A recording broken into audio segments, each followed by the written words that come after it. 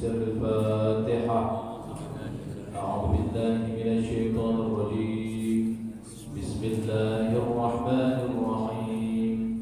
الحمد لله رب العالمين الرحمن الرحيم مالك يوم الدين إياك نعبد وإياك نستعين اهدنا الصراط المستقيم صراط الذين أنعمت عليهم غير المغضوب عليهم ولا الضالين آمين. بسم الله الذي لا يضر مع اسمه شيء في الأرض ولا في السماء وهو السميع العليم. السلام عليكم ورحمة الله وبركاته. السلام ورحمة الله وبركاته. الحمد لله رب العالمين. الحمد لله الذي أنزل علينا القرآن هدى للناس وبينات من الهدى والفرقان. والحمد لله رب العالمين وبه نستعين على أمور الدنيا والدين.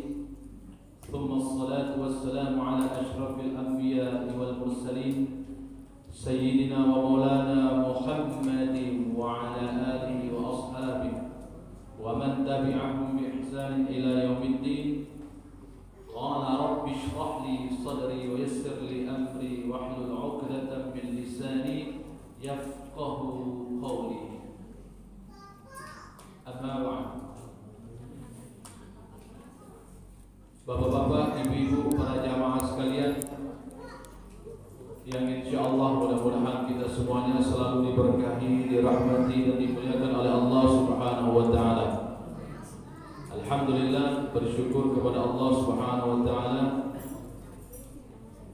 pada malam hari ini, di malam yang ke-15 ya? 16.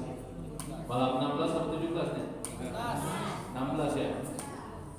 Ada yang 17. Berarti kita menyebutnya malam 16-17. Mau 16, mau 17, yang penting kita puasa. Perbedaan itu bukan menjadikan kita harus berpecah belah. Justru perbedaan terjadi di dunia itu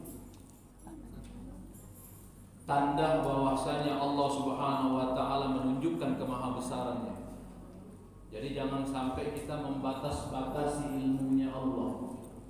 Karena ada perbedaan di dunia, itulah menunjukkan kebesaran Allah. Kebesaran Allah.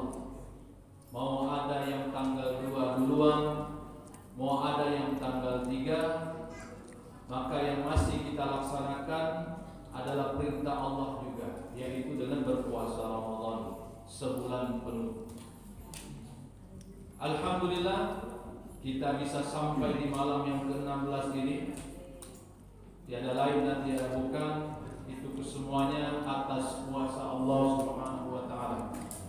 Kita bisa sehat walafiat menjalankan puasa sampai detik ini, kalau bukan karena Allah, tidak akan mungkin bisa kita melaksanakan puasa tersebut. Maka bersyukurlah kepada Allah Subhanahu wa taala, kita masih diberikan nikmat oleh Allah berupa nikmat sehat dan nikmat kesempatan. Dan alhamdulillah pada malam hari ini qadarullah kita semua dipertemukan oleh Allah Subhanahu wa taala dalam keadaan sehat walafiat zahir dan batin insyaallah. Salawat dan salam marilah kita curahkan kepada junjungan kita, Nabi yang agung, Nabi yang mulia, ila nabiyina Mustafa Muhammad sallallahu alaihi wasallam beserta para keluarga, para sahabat dan para umatnya yang istiqamah. Insyaallah mudah-mudahan kita semuanya dikumpulkan bersama beliau nantinya di surganya Allah Subhanahu wa taala. Amin ya rabbal alamin. Bapak-bapak, ibu-ibu, dalam waktu yang cukup singkat, kita tidak usah panjang-panjang karena besok kita mau beraktivitas. Ini mau mendengarkan ceramah saya atau tidak nih kira-kira?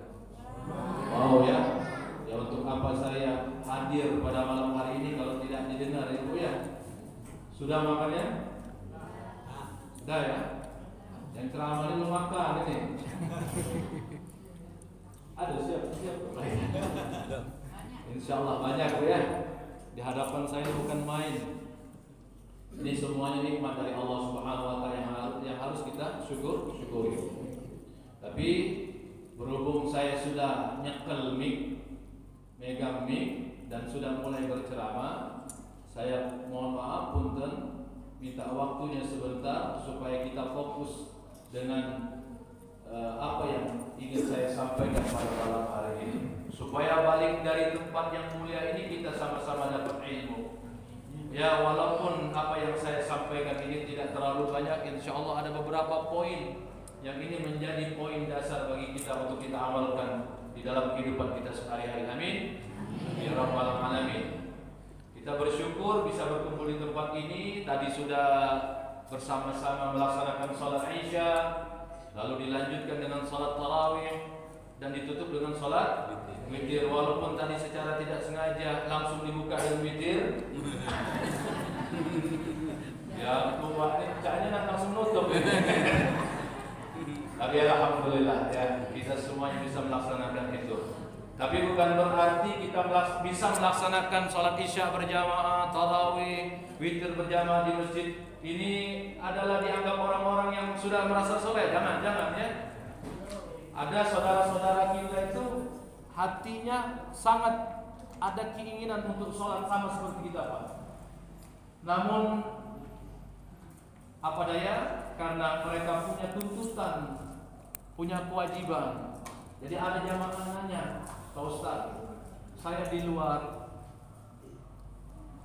dalam hati saya bicara, alangkah enaknya bisa sholat tarawih, sholat isya, tarawih, witir berjamaah.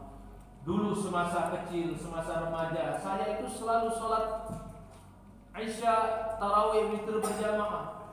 Namun setelah bapak saya wafat, kata saya bapak saya juga wafat sudah. Namun setelah bapak saya wafat, saya menanggung kewajiban ibu saya, adik-adik saya yang masih sekolah. Mau tidak mau saya bekerja.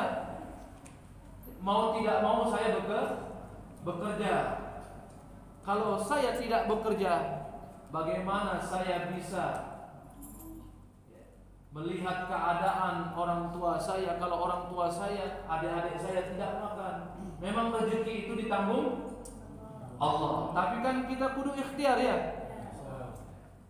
Jadi bagaimana Pak Ustaz? Saya pengen banget, bukan saya sengaja, karena kebetulan saya mendapatkan pekerjaan, baru itu saja. Apa kata saya? Saya jawab dengan sebuah pertanyaan dan itu sekaligus jawaban. Sholat yang kita lakukan, sholat isya, jelas kita tahu hukumnya adalah fardhu ain. Tapi kan yang diinginkan oleh pemuda ini adalah sholat berjamaahnya. Lalu dilanjutkan sholat witir dan sholat tarawih dan witir. Saya tanya, sholat berjamaah di dalam syariat atau dikatakan di dalam ilmu fikih hukumnya apa? Beliau diam. Saya langsung jawab, hukumnya adalah sunnah muakkadah. Paling mentok fardu kifayah. Itu pun menurut pendapat Imam Abu Hanifah An-Nu'man dan Imam Ahmad ibn Hanbal. Menurut Imam Malik dan Imam Syafi'i, salat berjamaah di masjid hukumnya sunnah muakkadah. Jadi tidak ada yang mengatakan fardu ain. Cuma ada sekelompok yang memaksakan itu menjadi hukumnya fardu ain. Kalau fardu ain konsekuensinya kalau kita sholat di rumah jadi tidak sah. Pendapat inilah yang tidak terdapat di dalam Imam 4. Jadi ada kelompok Pak yang dikit-dikit nyalahin orang, dikit-dikit mengharam-haramkan padahal belum tentu haram, dikit-dikit mengatakan bid'ah padahal belum tentu bid'ah. Kelompok-kelompok ini memaksakan diri bahwasanya sholat berjamaah itu di masjid itu hukumnya fardu ain. Saya baca-baca kitabnya, di dalam kitab Al-Madzhabil Arba'ah 4 mazhab tidak ada satupun imam 4 ini yang mengatakan fardu ain. Paling mentok fardu kifayah. Fardu kifayah itu apa? Jadi kalau ada orang yang sudah melakukan satu saja, maka kewajiban itu sudah tergugurkan. Maka pendapat Imam Malik dan Imam Syafi'i ini paling banyak diambil oleh para ulama, yaitu sunnah mu'ad, artinya sunnah yang sangat ditekan. Artinya bukan berarti kita sholat di rumah itu tidak sah. Alangkah beratnya Islam ini kalau sampai kita menggunakan hukum yang seperti itu. Padahal sekali berimam 4 saja tidak menggunakan hukum seperti itu. Ya. Bapak-bapak, ibu-ibu, para jamaah sekalian yang dimuliakan Allah Subhanahu wa taala. Lalu saya tanya lagi, apa hukum melaksanakan salat tarawih dengan kita bekerja mencari nafkah? Hukum melaksanakan salat tarawih itu adalah sunnah muakkadah. Mencari nafkah hukumnya apa, ibu bapak? Wajibnya apa? Bukan fardu kifayah, Pak, tapi fardu ain. Mana yang lebih tinggi, sunnah muakkadah dengan fardu ain? Maka kata saya, kefarduan yang engkau laksanakan itu sudah menutup sholat tarawih yang belum sempat engkau laksanakan. Jadi jangan sampai kita ini lemes mulutnya. Melihat, jadi ada dulur-dulur kita, ya, mungkin dia bisa jadi di pinggir masjid, Pak, jualan. Kalau siang tidak mampu dia, kenapa tidak ada yang beli? Jualan cilok, jualan pentol. Kalau jual siang hari kan siapa mau beli? Kecuali orang-orang dulur-dulur kita, orang non muslim. Tapi kan tidak seberapa yang beli. Biasanya kan yang paling banyak kita orang muslim ini yang beli. Nah mereka siang, otomatis karena banyak yang tidak beli, mereka istirahat. Maka dia jualan malam hari untuk mencari nafkah supaya dagangannya laris. Kebetulan di depan masjid, Pak. Cuma jangan sampai mulut kita ini lemes, seolah-olah kita ini paling orang yang ahli ibadah. Ini pendapat saya, mohon maaf. Ini pendapat saya. Karena hati-hati dengan kita merasa ujub dengan ibadah kita yang tidak seberapa ini, mungkin bisa jadi ibadah kita ini tidak mampu menolong kita. Mungkin ibadah kita ini tidak mampu menolong kita. Kenapa? Karena habis dilebur sifat ujub kita. Apa ujub? Bangga diri. Padahal tidak seberapa, ya. Bapak-bapak, ibu-ibu yang dimuliakan Allah Subhanahu wa taala. Lalu pemuda itu tenang. Tapi kata saya begini, jangan ketika saya jawab langsung kamu tenang. Kamu sambil bekerja menutupi sunnah-sunnah yang belum sempat kamu jalani, kamu tutup dengan zikrullah dan salawat kepada Nabi sallallahu alaihi, minimal 100 kali zikir, minimal 100 kali salawat. Tidak banyak kok, 100 kali. Subhanallah wa bihamdi, subhanallahil azim, subhanallah bihamdi. Sambil jaga. Kebetulan yang nanya ini, Pak, dia security, Pak, satpam. Sambil jaga, ya, insya Allah dengan tasbih yang dia ucapkan, dengan salawat yang dia ucapkan, malah bisa jadi amalan dia makin kuat, amalan dia makin tinggi. Allah angkat derajat bagi dirinya dan Allah memberikan jalan keluar. Baik bapak-bapak, ibu-ibu yang dimuliakan Allah Subhanahu wa taala. Ini malam kita bertemu, selain beribadah melaksanakan salat Isya, tarawih, witir secara berjamaah, kita sama-sama mendengarkan uraian tentang nuzul Quran. Tapi saya tidak menceritakan secara tarikhnya, sejarahnya. Saya akan mulai dengan pertanyaan, mengapa kita harus memperingati nuzulul Quran? Harus di sini bukan berarti wajib. Harus di sini sifatnya adalah tazkirah, mengingatkan kita untuk kita merenung pentingnya kita itu mencintai Al-Quran. Al-Quran adalah kalamullah, firman-Nya Allah Subhanahu wa taala. Al-Quran adalah petunjuk dari Allah Subhanahu wa taala.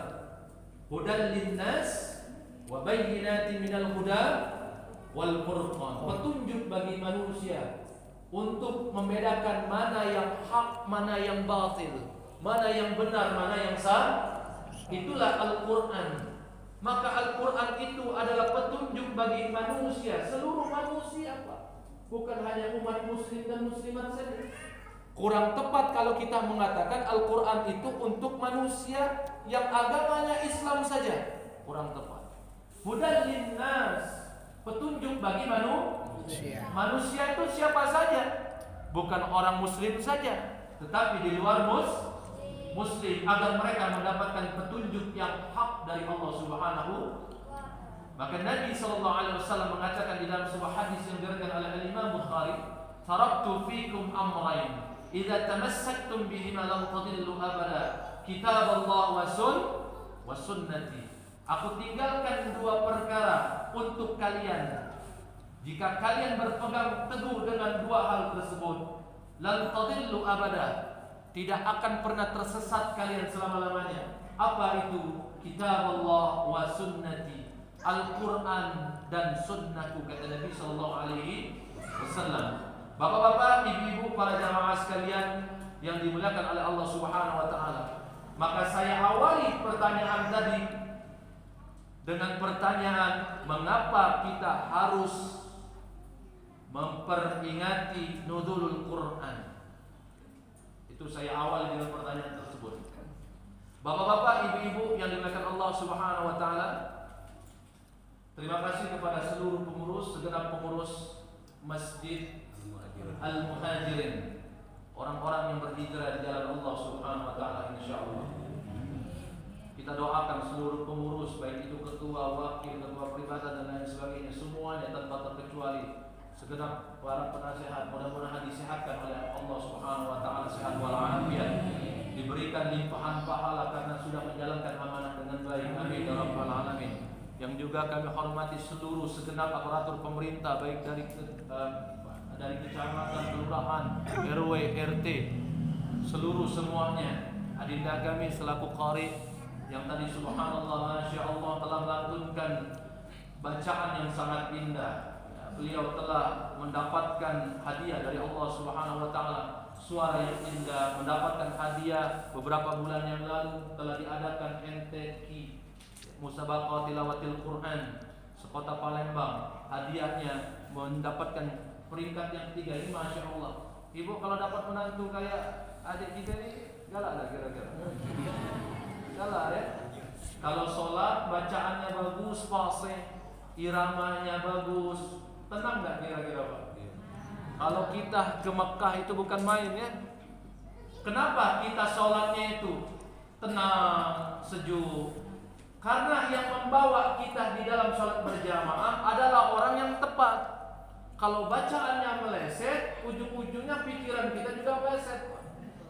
Kalau imam bacaannya kurang pas, ini saya bukan tujuannya mau mengata-ngatain, cuma memang adanya kayak itulah Pak Ustaz. Yang ada di masjidnya cumanya adalah itu, tidak ada yang lain. Ya sudah, yang dipakai itulah. Ini saran saya, mudah-mudahan di tiap-tiap masjid, tidak harus di masjid ini saja, di tiap-tiap masjid mudah-mudahan tergerak hatinya para pengurus untuk supaya berpikir bagaimanakah menjadikan masjid ini semakin makmur dengan memperdayakan orang-orang yang bacaannya bagus, bacaannya fasih. Bisa kita ambil para hafal, para penghafal Quran, para qari, untuk kita undang, diperdayakan, dimanfaatkan dengan sebaik mungkin. Lalu kita berikan penghargaan, kita berikan hadiah sesuai dengan apa yang dia bantu untuk masjid, menjadi imam masjid. Ayo tolong dipikirkan pengurus masjid supaya yang apa namanya, yang menjadi makmum ini enak. Nah, untuk generasi veteran, tahu generasi veteran alipur dulu, Pak. Jadilah yang generasi veteran ini. Jadi yang generasi milenial maju jadi imam. Yang generasi veteran yang biasa jadi imam, Pak, sudah waktunya pensiun. Benar tidak Pak kira-kira? Waktunya pensiun. Tidak menutup kemungkinan juga yang muadzin. Yang generasi veteran ya pensiun dulu lah. sambil menikmati suara indah para pemuda. Kan enak kalau yang muadzin yang manggil orang sholat kalau suaranya bagus kan enak. Allahu akbar, Allahu akbar. Hayya 'alas shalah. Hayya 'alas shalah.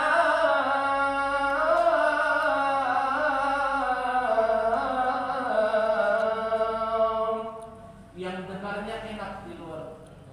Tapi kalau yang muadzinnya ini generasi kolonial, kan giginya kan udah pada copot. Angin-angin banyak masuk ya. Allahu akbar. Allahu akbar.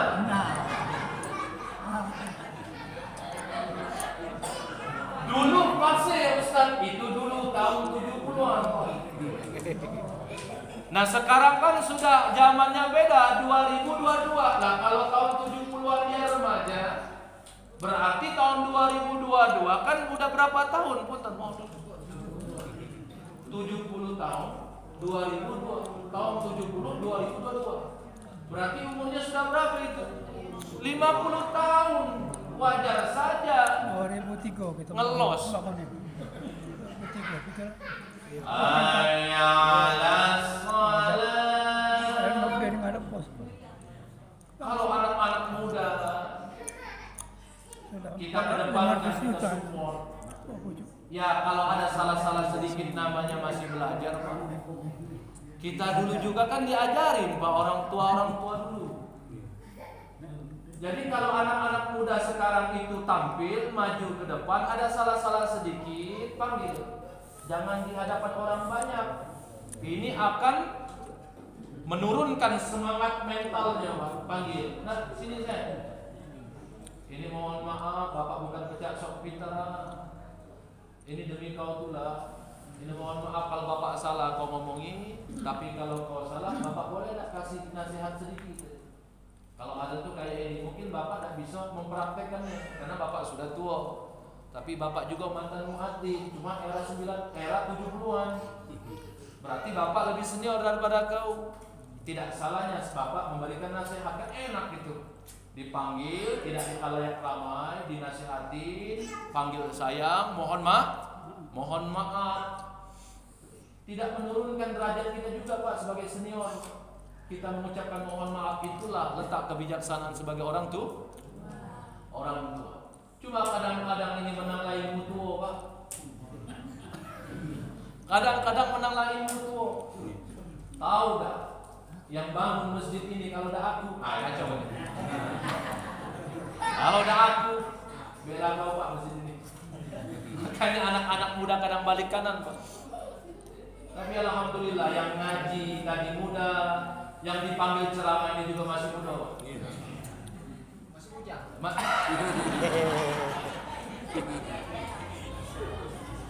Ajarnya Pak Syarif ya. Itu orang tua angkat saya Pak, alhamdulillah ya. Tapi beliau udah kalah deket-deket sini. Merokok. Baik, bapak-bapak, ibu-ibu, para jamaah sekalian yang dimuliakan Allah Subhanahu wa taala. Kan enak. Apalagi tadi Masya Allah. Saya teringat dulu ikut-ikut seperti ini beliau juga di tahun-tahun masa awal-awal saya kuliah tahun 2008, 2009. Dulu bukan UIN di zaman antum apa nih? IAIN juga? Iya. Saya dulu zamannya IAIN. UIN ini baru-baru saja itu. Ini Masya Allah. Jadi ibu-ibu kalau mau cari sudah antum sudah nikah, sudah zuat? Sudah. Alhamdulillah, Masya Allah. Tidak nambah lagi tak ya?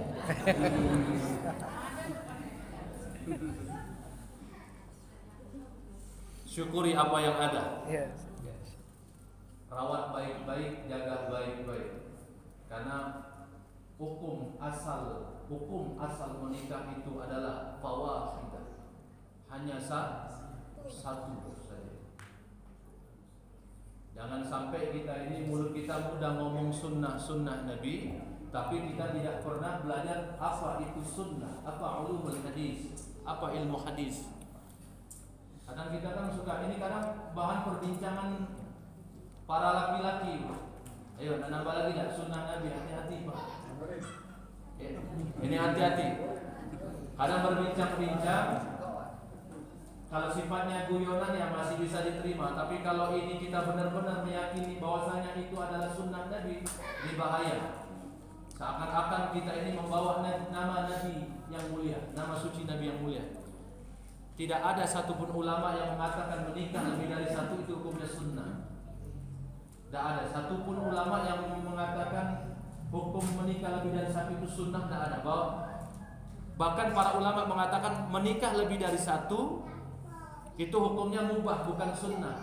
Karena hukum asalnya menikah itu hanya satu. Satu di Palembang, satu di Jakarta.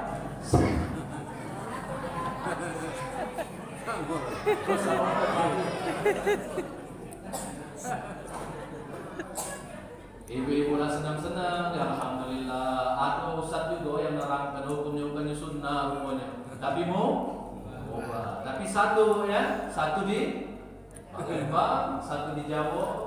Yang penting kan satu Pak Syarif ya. Asal ada kawan Pak Ustaz, beres lah. Bapak-bapak, ibu-ibu, para jamaah sekalian yang dimuliakan Allah Subhanahu wa taala. Saya tidak menceritakan terlalu banyak cerita tentang nuzul Quran karena banyak ceritanya, panjang banget ceritanya ya. Dan waktu turunnya Al-Quran itu tidak dipastikan oleh para ulama. Para ulama berbeda pendapat. Ada yang turun di awal 15 Ramadan, ada yang mengatakan 17 Ramadan, ada yang mengatakan turun di 19 Ramadan, ada yang mengatakan di 21 Ramadan, ada yang mengatakan di 23 Ramadan, ada yang mengatakan di 25 Ramadan, ada yang mengatakan turun di 27 Ramadan. Banyak versinya. Cuma yang harus kita ketahui bahwasanya Al-Quran turun untuk umat manusia sebagai petunjuk yang tidak akan mungkin membuat kita tersesat selama kita hidup di dunia. Bagaimana Nabi SAW tadi saya sudah sampaikan. Kalau kita berpegang teguh dengan Al-Quran, maka tidak akan mungkin kita sesat selama-lamanya. Bapak-bapak, ibu-ibu yang dimuliakan Allah Subhanahu wa taala, saya bawa referensi, bukan mau sok-sokan. Karena kalau ngomong masalah agama ini tanpa referensi, semua orang bisa.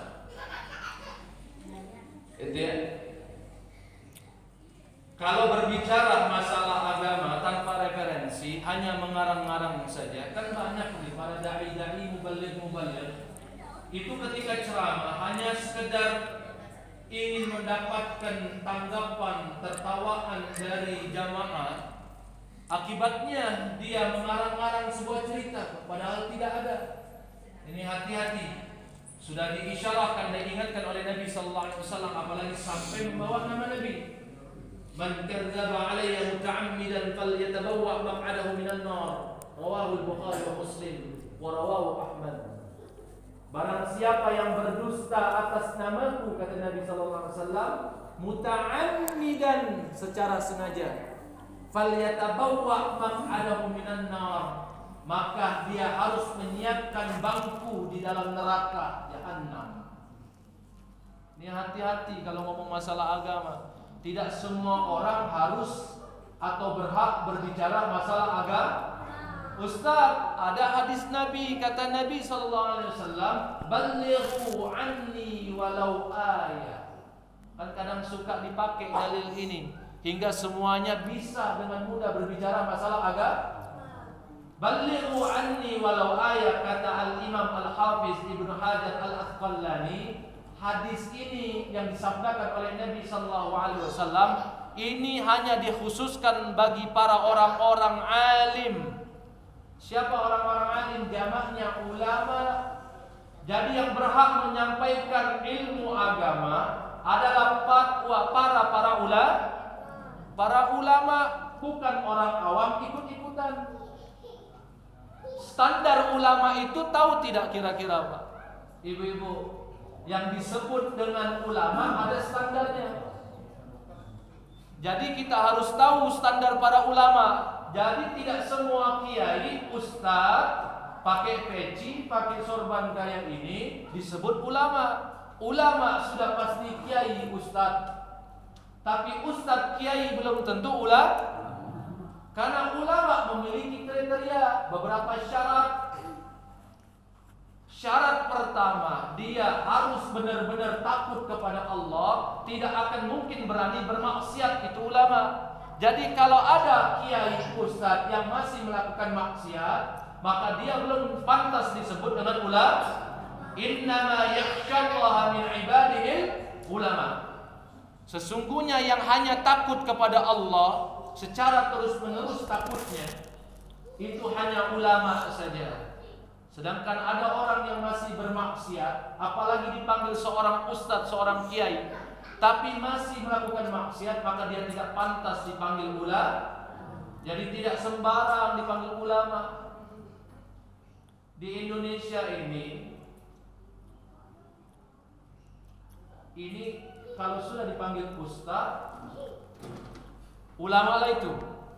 Sudah dipanggil kiai, ulama lah itu. Tapi kalau di Makkah, di Madinah, di dataran Arab, di Timur Tengah itu pada gampang. Disertifikasi, diseleksi semua itu. Di Makkah, Madinah tidak sembarangan orang itu berdiri di atas podium lalu dia bertausiah, berceramah, tidak mudah. Hanya di Indonesia yang dikasih kesempatan.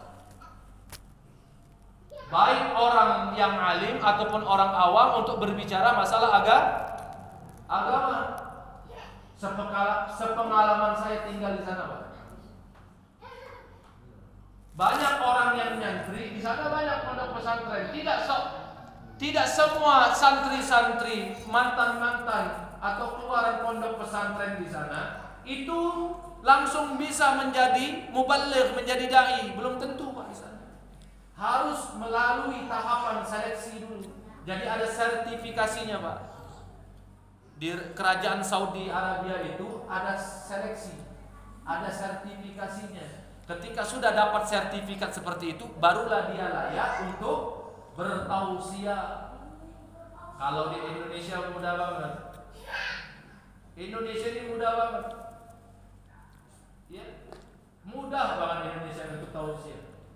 Maka kenapa banyak ustadz-ustadz dadakan, kiai-kiai dadakan? Karena di Indonesia tidak ada metode seperti orang-orang di Timur Tengah. Makanya kenapa di Indonesia ini banyak yang lurus dan juga banyak yang sesat. Banyak aliran yang lurus, banyak yang aliran Kenapa? Karena Indonesia ini dari sisi pemerintahannya tidak membatasi. Untuk menjadi seorang kiai ustadz harusnya dibatasi dengan seleksi berupa keilmuan agama yang cukup. Dia harus menguasai ilmu Al-Quran dengan baik, ilmu qiraat dengan baik, ilmu bahasa Arab dengan baik. Ilmu bahasa Arab itu banyak. Di antaranya ada ilmu nahwu, ada ilmu sharaf, ada ilmu balaghah, ada ilmu ma'ani, ada ilmu badi', ada ilmu mantik, ada ilmu bayan. Masih banyak yang lainnya, Pak, yang selama ini saya pelajari. Ini bukan main, berbelas-belas tahun, Pak.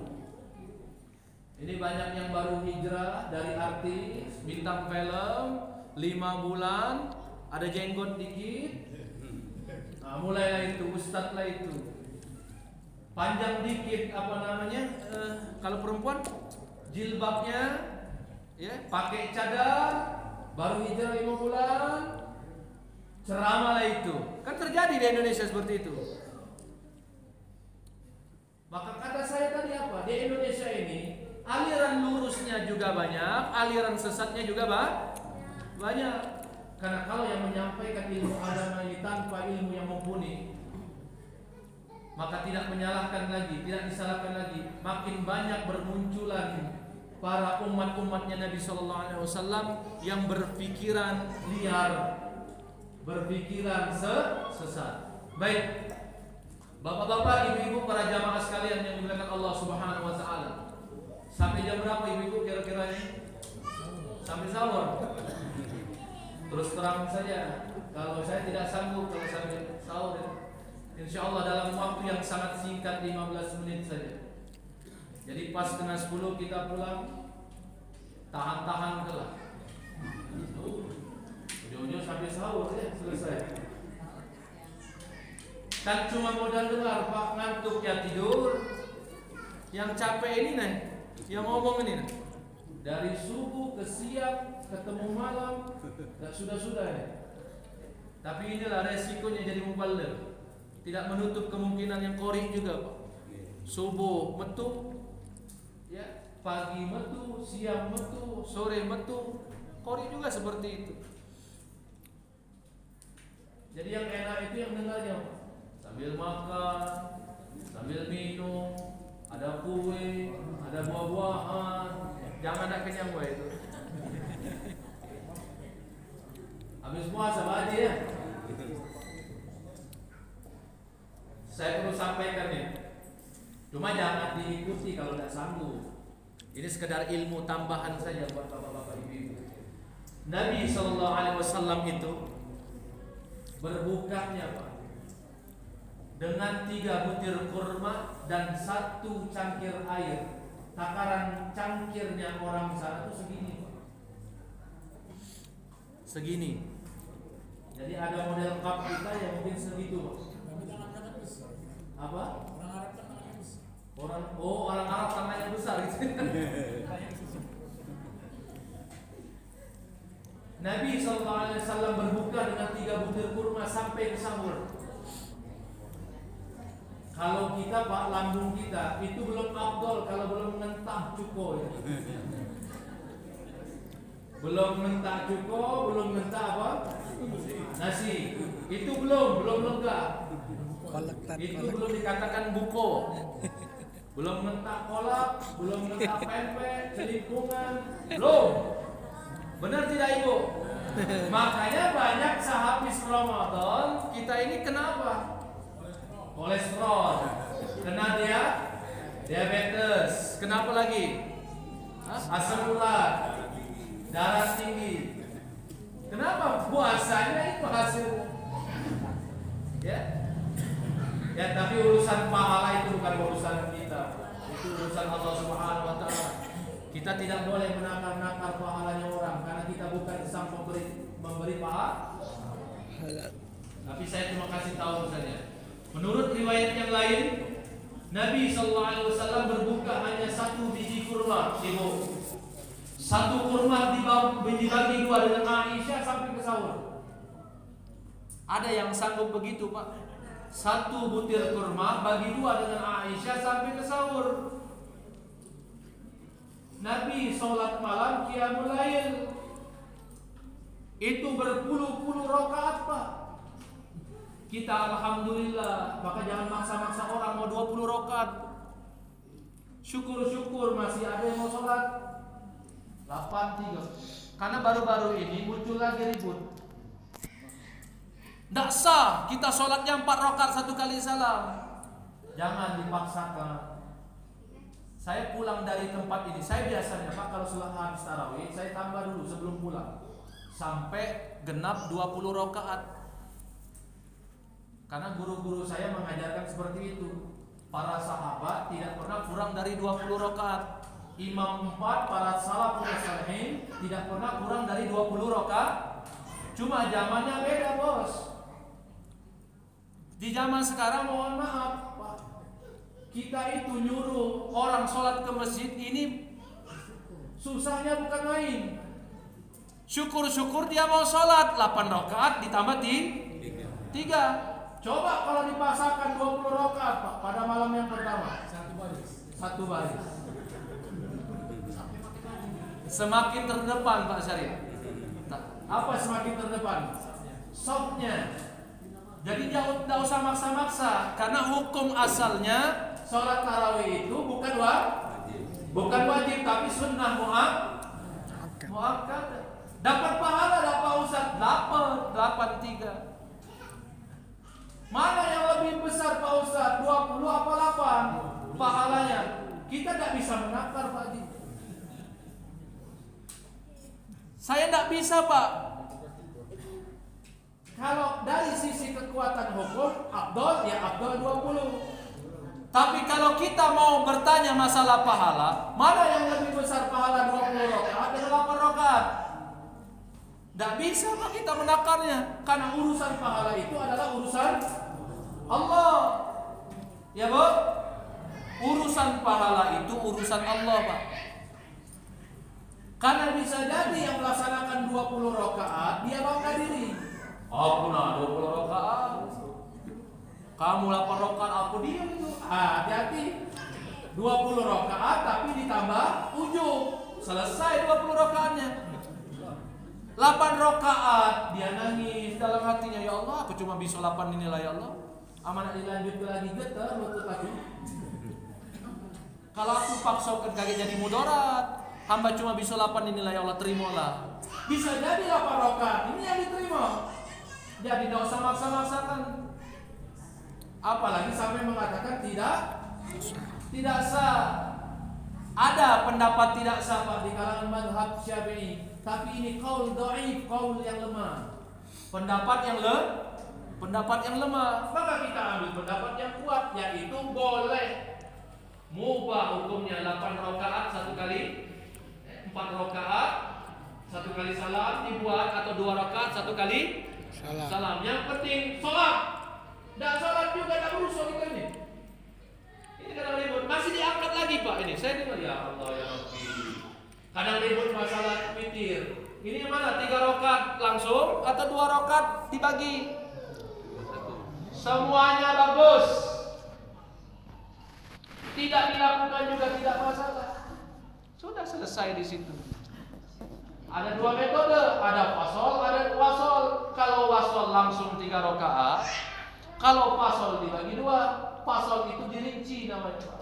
Silakan mau dipasol atau diwasol. Kalau wasol langsung, fasol itu dirinci. Semuanya sama.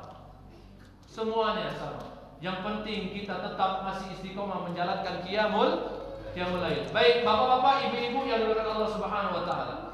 Al-Qur'an adalah kitab kita. Maka kita harus beriman at-tasdiq dengan sungguh-sungguh. Tidak boleh kita setengah-setengah. Kurang semato wera boleh. Apalagi secanting. Banyak harus secanting. Kurang semato wera boleh, apalagi secanting. Harus benar-benar kita sungguh-sungguh beriman kepada Al-Quran. Apalagi sampai kita amalkan isi di dalam Al-Quran. Dibaca Al-Quran itu Iqra'ul Quran fa innahu ya'ti yawmal qiyamah syafi'an li ashabi. Bacalah Al-Quran, tadabburi Al-Quran, renungi Al-Quran, fahami Al-Quran maknanya. Fa innahu ya'ti yawmal qiyamah syafi'an li ashabi. Karena Al-Quran akan menjadi sahabat kita, memberikan pembelaan di yaumil qiyamah.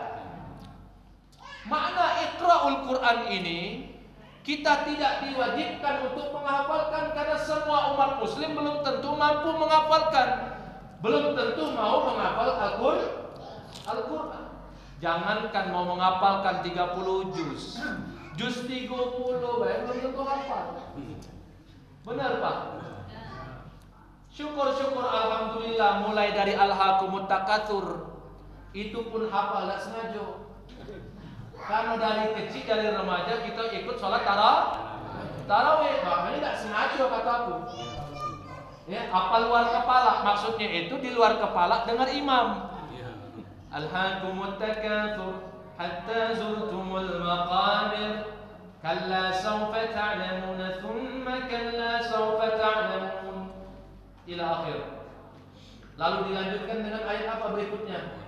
Wal 'asri innal insana lafi khusr ila akhir. Terus sampai kul a'udzu birabbin, apal di luar kepala. Tanpa sengaja kita ngapal, tapi kita hafalnya karena mendengar. Alhamdulillah. Jangan tidak sama sekali Pak. Jangan tidak sama sekali. Maka kata Syekh Sya'rawi Al-Mutawalli mengatakan, nahnu, kita semuanya diperintahkan oleh Allah Subhanahu wa taala bitadabburil Quran, bitadabburil Al-Quran, bitadabburil Quran. Walaysa bihifdzil Quran. Kita ini tidak diperintahkan oleh Allah Subhanahu wa taala.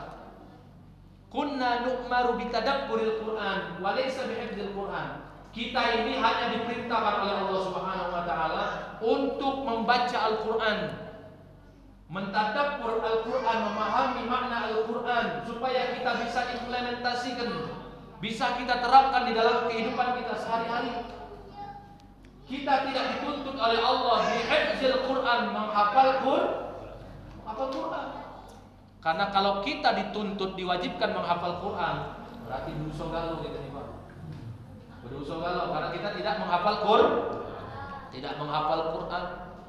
Tapi menadabbur Al-Quran kita wajib, karena di dalamnya adalah penuntun kita. Saya cerita sedikit Pak. Jadi ada saya kitab bawa ini kitab karangan seorang ulama Madinah, seorang zuriat Nabi SAW, keturunan Nabi Al-Habib Zain bin Ibrahim Samit. Beliau tinggal di Madinah. Alhamdulillah saya bisa ketemu dengan beliau sekali. Selama saya masih tinggal di situ Pak, saya sempat ketemu dengan beliau. Saya mendapatkan ijazah kitab ini dan saya sudah mengkhatamkan kitab ini. Ya.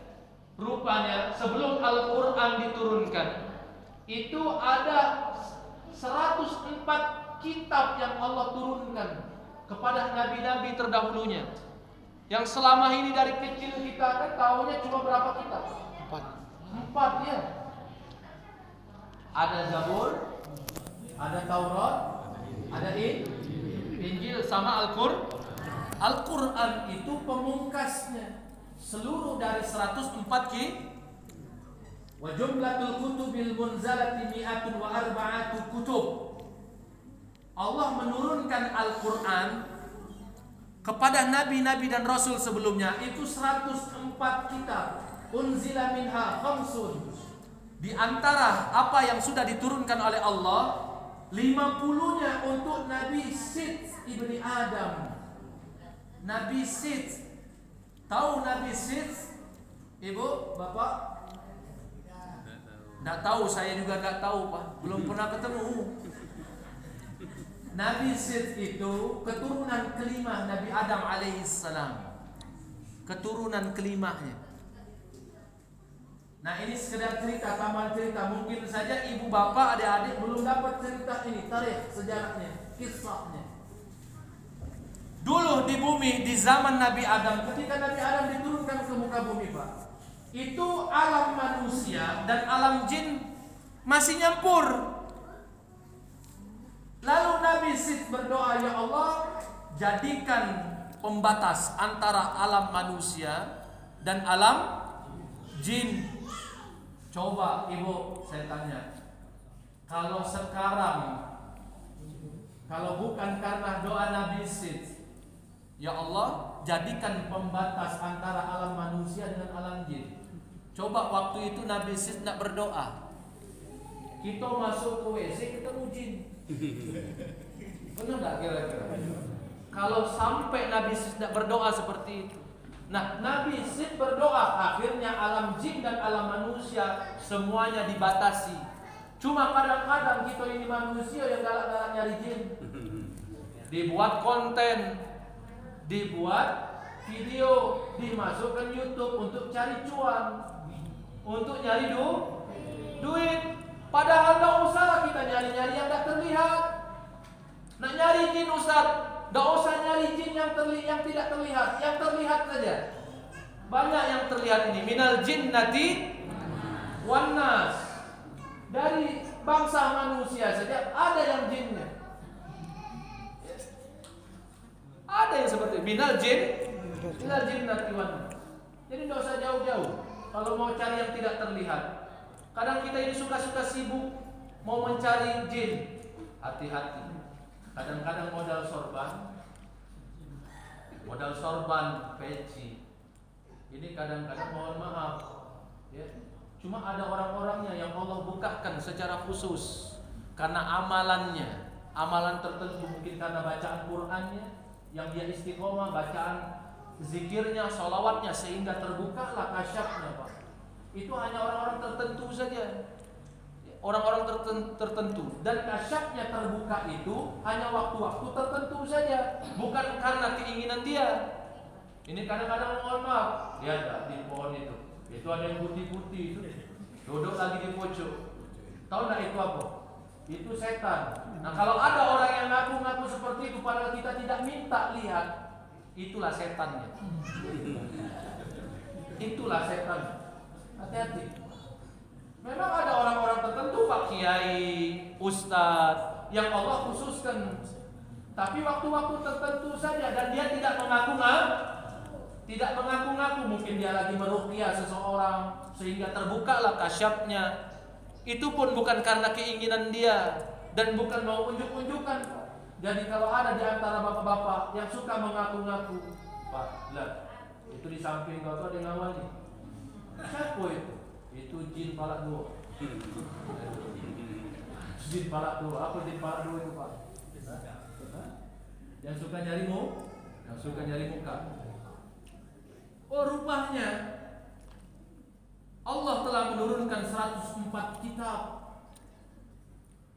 Unzila minha khamsun. Berapa khamsun itu? 50. Ala Syith ibni Adam, 50 kitab untuk Nabi Syith bin Adam.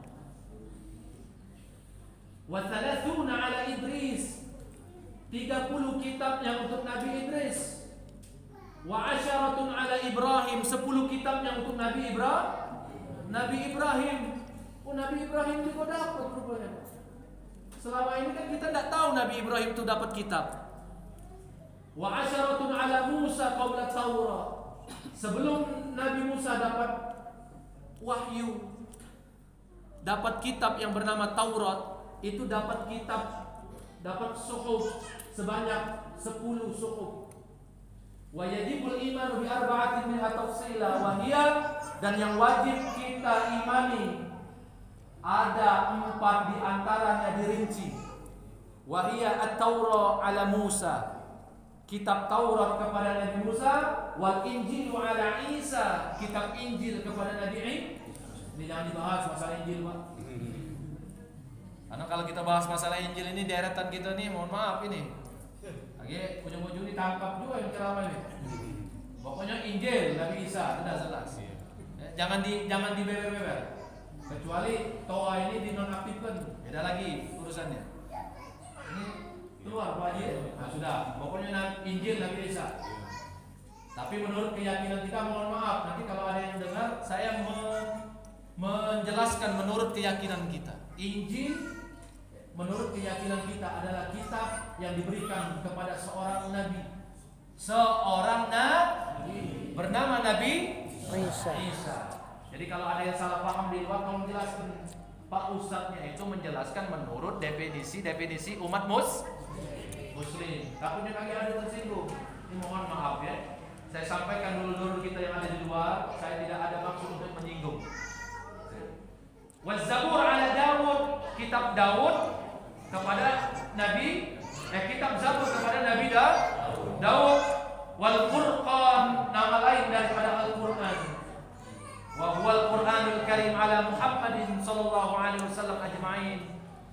Dan Al-Quran untuk umat semesta alam ajma'in semuanya.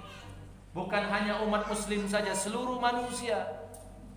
Namun hanya yang mengimaninya adalah umat muslim. Mudah-mudahan orang-orang yang di luar muslim diberikan hidayah oleh Allah Subhanahu wa taala ya. Kita tidak ada paksaan, la ikraha fiddin. Tidak ada paksaan untuk urusan agama.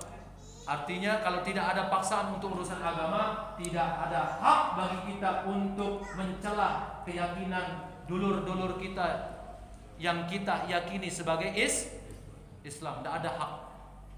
Nanti semuanya akan bertanggung jawab di hadapan Allah Subhanahu wa taala. Kita bergandeng-gandeng saja, Pak. Cuma jadi ini mohon maaf, kita jangan terpecah belah.